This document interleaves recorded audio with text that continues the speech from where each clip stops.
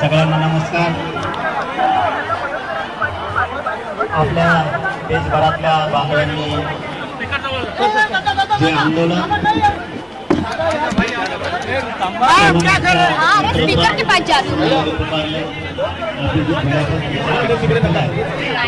मी फक्त एवढंच सांगायला आलोय, मला येत नाही जास्त हिंदी, त्यामुळे मी मराठीतून बोलतो।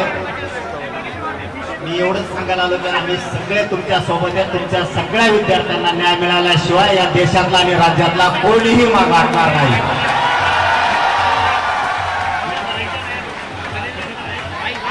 सर कह रहे कि इस आंदोलन को आगे बढ़ाने के लिए सर पूरा सपोर्ट करेंगे, जहां जहां जरूरत पड़ेगी सर वहां खुद आगे आएंगे। आपल्या देशातल्या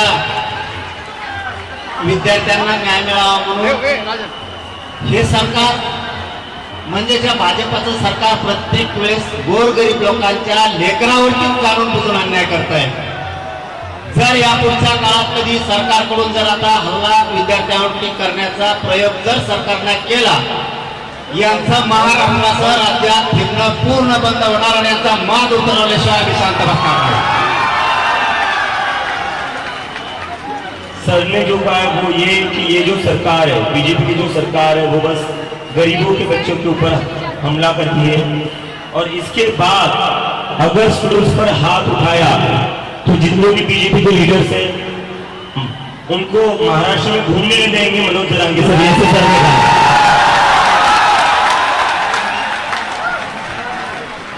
आणि सगळं वेळच सांगायला मी मराठी बोलायला हिंदी सांगायला मला हिंदी येत नाही, तोच प्रॉब्लेम आहे। आणि मग हिंदी जर बोललो ना तुमचं आहे ते ध्यानातून हिंदी जायची तुमच्या नको आहे मी फक्त शेवटचा वाक्यात सांगतो, असंच आंतरवालीला सुद्धा गोरगरिबांच्या लेखनासाठी आंदोलन होतं। त्या ठिकाणी सुद्धा माय मावल्यांना, मुलींना, वृद्ध माणसांवरती सुद्धा प्राणघातक हल्ला केला होता। या सरकारनं आमच्यावरतीही गोळ्या घातल्या होत्या। फक्त माझी सगळ्या विद्यार्थ्यांना एक विनंती राहील, तुम्ही ही जागा सोडू नका। आम्ही सगळा देश तुमच्या मागे आहे। तुम्ही तिकडे गेलात नाही, आंदोलन मोडून टाकतो। शांततेच्या आंदोलनात एवढी ताकद येईल की आम्ही सिद्ध करून दाखवलंय। आम्ही सुद्धा तुमच्या सोबत आहे। ही जागा फक्त सोडू नका। सरकारला आपण निवडून दिलेलं आहे। आपण आपल्या मायबापांना यांना मतदान केलंय, आपल्या गावकऱ्यांनी यांना मतदान केलंय, आपल्या जिल्ह्यानं तालुक्याने यांना मतदान केलंय, परंतु हेच आज आपल्या विद्यार्थ्यांवरती, लेकरा बाळावरती उलटले।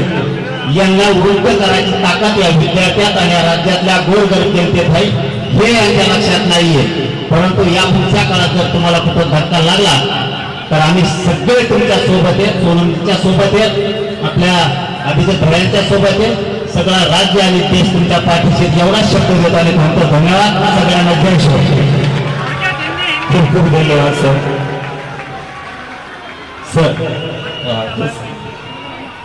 सर कह रहे हैं इसके बाद अगर किसी भी स्टूडेंट को छुआ, सर ने वीडियोस देखी है। सर यहाँ पर इसलिए आए क्योंकि सर ने एक लड़की का इंस्टाग्राम पर वीडियो देखा जहाँ वो रो रही थी जब स्टूडेंट्स को पुलिस पीट रही थी।